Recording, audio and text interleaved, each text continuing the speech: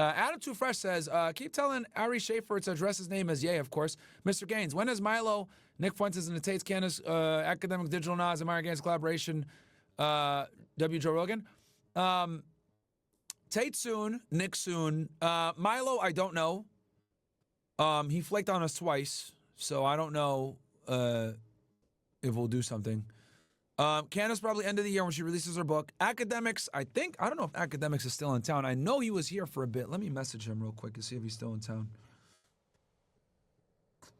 Let me see.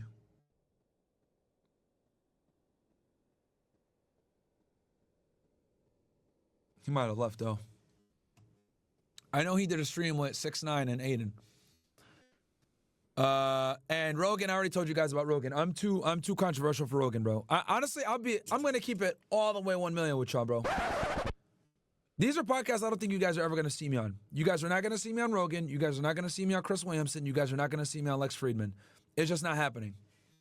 I am too volatile for those guys. And I've met Chris Williamson in person. You know what I mean? I've met Chris Williamson in person. Nice guy. I think he's scared to have me on because I'm controversial, which I totally fine. I get it. He's very vanilla. But my problem is that he brings on people like Sadia Khan and these other idiots that talk shit about me all day. That's what annoys me. Like, if you're going to bring people that constantly bash me and Rollo Tomasi and shit like that, you need to bring us on too. Like, don't platform our ops, right? Like Sadia Psychology, this red-haired nigga, I forget his name, with glasses.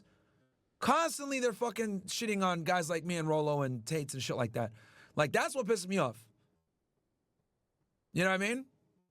Like, don't criticize the red pill, then not bring people on that are the leaders of the red pill or the biggest podcast on the red pill. Like, that's what annoys me when it comes to Chris Williamson. Nice guy. I have nothing bad to say him as a person. Smart guy. Talented guy. You know what I mean? But it's frustrating that he platforms people that constantly talk shit on me, talk shit on the red pill, talk shit about the masculine movement in general, or this space in general, and he doesn't bring someone in to actually explain what the fuck is going on. Because what I've realized from a lot of these fucking normies is a lot of them bastardize my fucking talking points. It's actually incredible how many people, when I'm debating them or I'm talking with them, they actually mischaracterize my position on a lot of different things. On a lot of different things. Right? So, like, I'll give you a good example. So, like, when I talk with Officer Tatum, he thought I was over here saying, like, oh, yeah, you got to be fucking all these bitches, blah, blah, blah. No. I tell guys, get your sexual market value high, stay the same man that your girl fell in love with, and if you want to have multiple women, go ahead and do it. Do it ethically, though. Be honest about it. Don't lie. Right?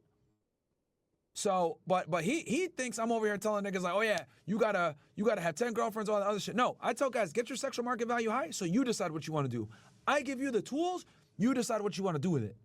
But a non-negotiable reality is you need to be able to stay attractive so other women want you. You need to keep your sexual market value high. Okay? Like, I hate to say it, but women only want you when other women want you. That's how you keep your girl attracted to you. And I know that sounds cumbersome and fucked up, but that's how women are. They're extremely backwards when it comes to attraction. And this is something that I got to get through men's fucking heads, that these tradcons simply cannot teach young men. So yes, I appreciate your vote of confidence, but I think those are 3 podcasts that will never have me on, guys. I'll be honest with y'all. Hey, look, if they do, awesome. I think if we get big enough, maybe it'll be where they can't avoid it. They got to bring me on. Because this is how it goes, right? And because you guys ask this stuff all the time, and I can tell, like, you guys aren't in the YouTube world or the creator world, so I don't mind explaining this to you guys so you kind of understand. But, like, this is how it goes, bro. When people do collabs with you, right, they got to look at it like, all right, is there going to be a benefit here? Does this guy have a big audience, etc.? Like, it's a very selfish business endeavor doing collabs with people, right?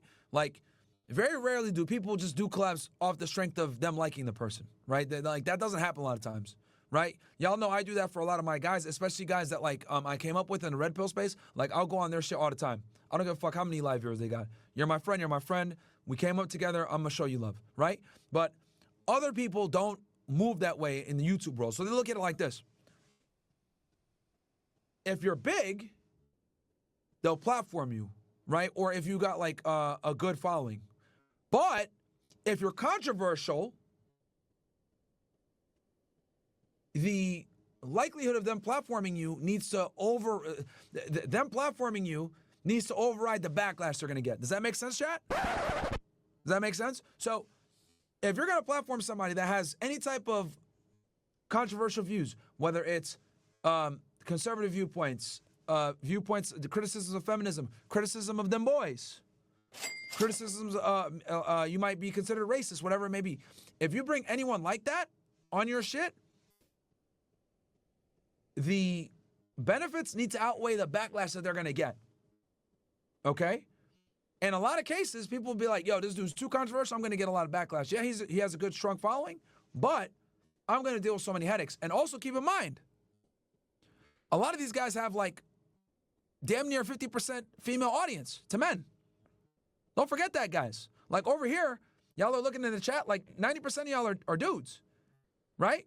A lot of these guys y'all mentioned, like Friedman, Chris Williamson, etc., Joe Rogan, like a lot of women watch these dudes. So they have to be very careful on who they platform. Now, if you're someone like Andrew Tate, where you're the most Google guy on earth, they got to bring you on. It doesn't matter how controversial you are, what you got going on. Like, you're too big to be stopped. You're too big for them to not bring you on. Because, again, the benefit outweighs the backlash. I'll give y'all a perfect example. So Benny Johnson, right? As y'all know, Benny Johnson had Andrew Tate on his show a couple months back. And one of the Trump attorneys said, hey, I fuck with you. I support your content. I'm a fan. Her and Benny got dragged for that. For weeks, they got dragged for that. Right? Oh, how could you platform this guy? He's a human trafficker. He's evil, blah, blah, blah. All the TradCons, the Ben Shapiros, the Matt Walshes, the Daily Wire niggas, the, all your, typical talking heads were all going crazy because they hate Andrew Tate, right? Because a lot of them are jealous that Andrew Tate's able to get the market share of young men.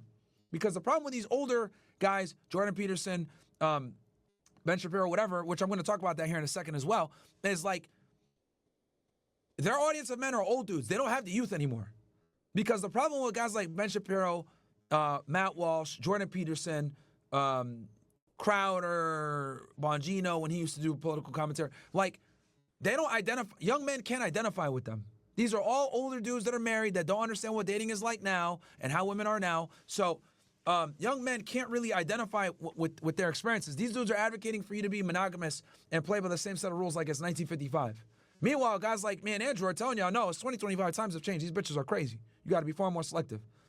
So that's a big reason why a lot of young men have actually went to the right, is because of guys like us, right, that understand their experiences and go from there. So people mischaracterize my positions all the time on shit, to bring it back full circle. But that's how it is. If you're big like Andrew Tate, no matter how controversial you are, they got to platform you. So there's one of two ways. Either A, we get so goddamn big that they can't avoid us, or B, it doesn't happen. It is what it is. But you guys have asked a lot about, Rogan and Friedman and Chris Williamson or whatever. But yeah, man, these dudes are very politically correct. But Chris, somebody clip this and send it to him. Chris, if you're going to bring people on that talk shit about me all day in the red pill, bro, you got to talk to the man himself. Me and you have had a conversation. Stop platforming hoes like Sadia Khan where she's talking shit about me and she don't know what the fuck she's talking about. So that's my thing. That's my only problem. I don't give a shit if you're not going to put me on. That's not this. It's your platform. It's not my business. But if you're going to platform people that constantly talk shit on me and try to discredit my work and then mischaracterize my positions, which is the thing that pisses me off the most, then come on, bro. That's crazy. Let's see here. Rant over. Tim Pool tells to Netanyahu last night. He's talking about it tonight. Also, why is no one talking about these scum rhinos that keep voting against Trump in Congress and Kanye Barrett judge? I think you meant to say, Johnny Duck, I think you meant to say Tim Pool talked to Netanyahu. Did he? It's not a rumor? He's talking about it right now, chat? Give me the timestamp, chat. Can you guys send me the timestamp of him talking about talking with Netanyahu? Can one of you guys give me the timestamp for it?